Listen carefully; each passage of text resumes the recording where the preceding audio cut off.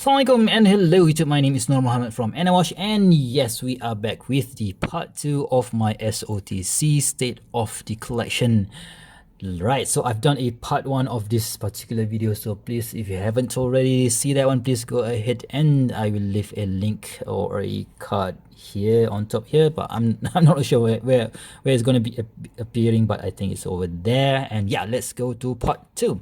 Right, part 2 is going to be mainly on the core of my watch collection, which is my diverse watch. Right, so I just love diverse watches. I just like them for their sportiness. I'm not really a sportsman by the way, but I just love how they look. So you know what, when you are collecting watches, you just buy what you like, right? So what you just buy what you like, not what people say you should like, right? So that is my motto whenever I buy watches for myself, right? So let's go to watch number 1, which is the first ever automatic watch that I have ever bought for myself. And this one is the Aubry Smorgan Pradata. Let's give it a quick wipe. Right, so Aubry Smorgan, if you didn't know, it is a brand from Hong Kong.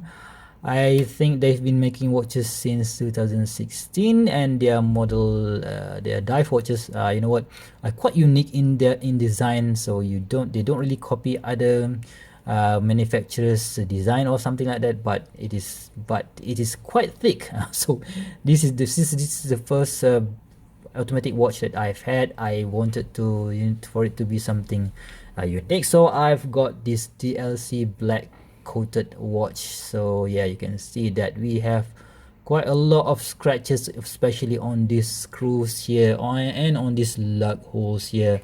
But since this is a sapphire crystal, so it doesn't really has any scratches. But on the bezel, you can see that there is a bit of changes here and there. And of course, we have that, oh my god, for me, particularly useless function.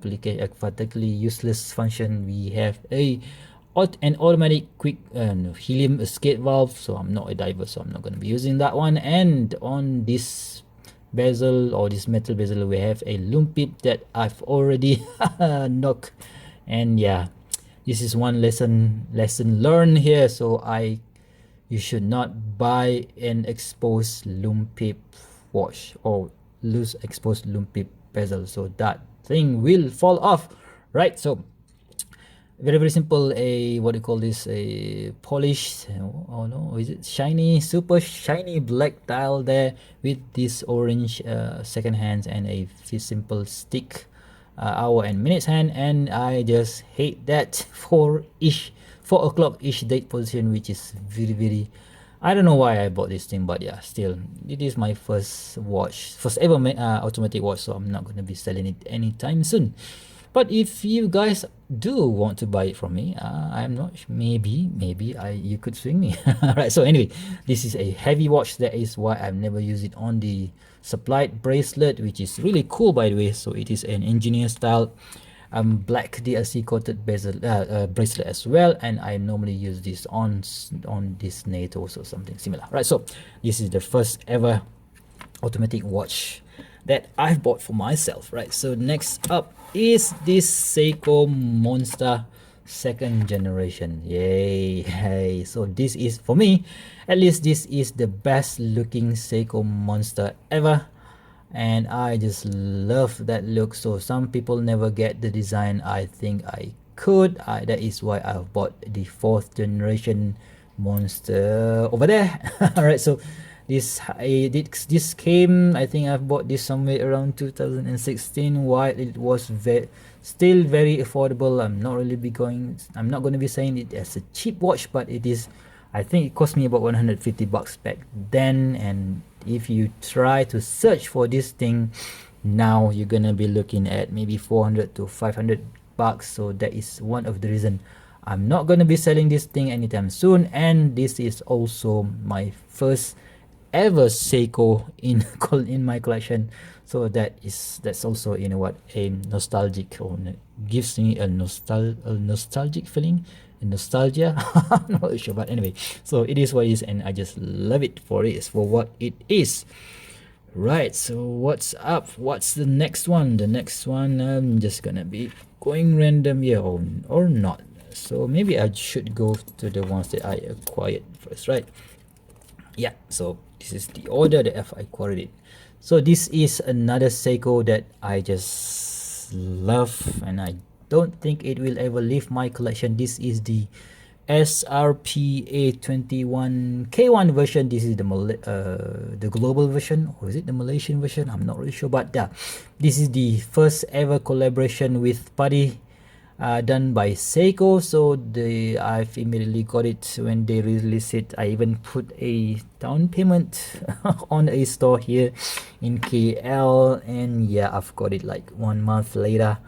This is the first time I've ever bought from a Seiko watch dealer, and I put a down payment for it. So it's kind of kind of funny, you know. It's kind of funny because this thing you could find it in online nowadays for somewhere around $300. So I think I bought this a bit expensive at that time, maybe around 350 or maybe around $400. I can't remember, but this is a Seiko turtle that, or even a Seiko that is the perfect one in my collection, because it aligns the chapter ring, the bezel, the 12-hour marker aligns perfectly, right? So this is the first, the most perfect, the most aligned one. This is the second. There is a bit of a slanting there on this particular watch, and this Seiko 4th gen is the worst. I just don't know what the hell is Seiko doing. All right, so anyway, Seiko SRPA 21 Padi Turtle. I don't think this one will ever leave my collection, right? So what's next? Maybe this one or this one, can't remember, but yeah, let's go with blue here. Another blue watch, which is this Orient Ray 2. I think I've got this somewhere around 2018, the Orient Ray 2. So I've contemplated to get the blue one or the black one, but of course I settled for the blue one. I've also toyed with the idea of buying the 1st gen Ray, Orient Ray, but the one that has this date pusher here, but I think I just prefer this much cleaner look, or with this just 3 o'clock crown here. And yeah, this is a quite, I think I've got it for quite a steal price. Just over, I don't know, I'm not gonna say it, but but it is definitely a much cheaper back then in 2018. Now you could find this for about $150, and yeah, it is a great watch. And of course it has been superseded by that excellent Orient Komatsu. I might get one with that red dial if I could get it for a decent price, but as of now, this Orient Ray 2 is the only Orient that is available in my collection. You know what, maybe I should get some more Orients in. What do you guys think? All right, so do chime in the comment section below. Right, so what's next? Next up is this Citizen NY0040 left-hand drive. Right, so before I bought this watch, I've been eyeing this one. It's on Lazada Malaysia or in Shopee, I can't remember, but at that point of time it cost about almost close to $200, but I never did pull the trigger. And until I reviewed my buddy's Mr. What's the guy name? Oh, Mr. Ikmal watched the Citizen, again the NY0040, but in black dial. And after a few months after that, I saw an advertisement in Mudah in Malaysia, in online platform. This thing is selling for just over $100, and I quickly called the guy and check out. I asked him to send videos and photos of this particular watch, and yes, it's now in my collection. I think that guy have used it for about 4 years already. Yep, so he bought it in 2014. I bought this in 2018, and this one never left my collection ever since, right? So this is the only full lume dial that I have in my collection, and to be honest with you, the full lume dial is not really that strong, but it is what it is. You can't really complain, right? So maybe I should get the latest version, the Fugu version, right? So I'm not sure. Let's just see how it goes. Right, so next up is this Russian beauty, the one and only, what do you call this? What do you guys call this? Scuba dude. Yeah, this Vostok Scuba dude black in this minister case. Was it ministry case or was it minister case? Damn, I can't remember, but it is called the minister case. I totally forgot the reference number for this particular piece, but if you go and Google search minister case, it will come up with this particular quite a unique case shape, I must say. And of course the case is unique, and the dial, the scuba dude is unique. You can find this scuba dude dial in blue, black, and even silver. There's quite a lot of options for you to choose from, and these things cost less than $100, but waiting for it to come to you is another issue altogether. Some people waited for about 2 weeks, some people waited for about 1 month. In my case, I've bought like quite a few number of Vostoks before. Some of them came only after 3 months, so that sucks, I know, but you know what, it is what it is. So especially during this pandemic situation, you can't really do anything about it, right? So very nice dial, very iconic dial, I must say. And of course that wobbly crown, which is weird at first, but yeah, you get the hang of it. And this close to useless it's close to useless bi-directional bezel. Even if you try to set it at, let's say, 20 minutes, it will get hit and move. So I don't think anybody who is diving is actually using a Vostok. Or do you guys do? I don't know, just chime in below if you guys do, right? So what else, let's go for the this one. All right, so this is the Mars Irukandji watch, also a sponsored watch. So thank you very much, Matthew from Maswatches, so that has been kind enough to give me this watch to the channel and to present to you guys. So again, this is a very unique watch with a, I think the diameter is 42 millimeters, but with a short and stubby lug to lug length of about 46 millimeters. So it appears very small on my 6.75 inch wrist, but quite a thick case with this dome sapphire crystal. Although this is a, what do you call this, a single-sided dome sapphire crystal, which makes reading the watch quite a challenge, I must say, because of the reflection that you can see. If it is a double dome sapphire crystal, it might improve the legibility, but I just love it. I just love how it is. And I've choose the version with the 10 o'clock crown here. It also came with 8 o'clock crown, and I think 10 and 8, yeah. So I just choose the 10 o'clock crown because I already have the 8 o'clock crown here on the Citizen NY0040 on, and all my Seikos has 4 o'clock crown. So yeah, that is one of the reason why I choose that one. And I've choose this I've had this blue sunburst style, which looks really nice. And yeah, very nice for the very nice watch for the money.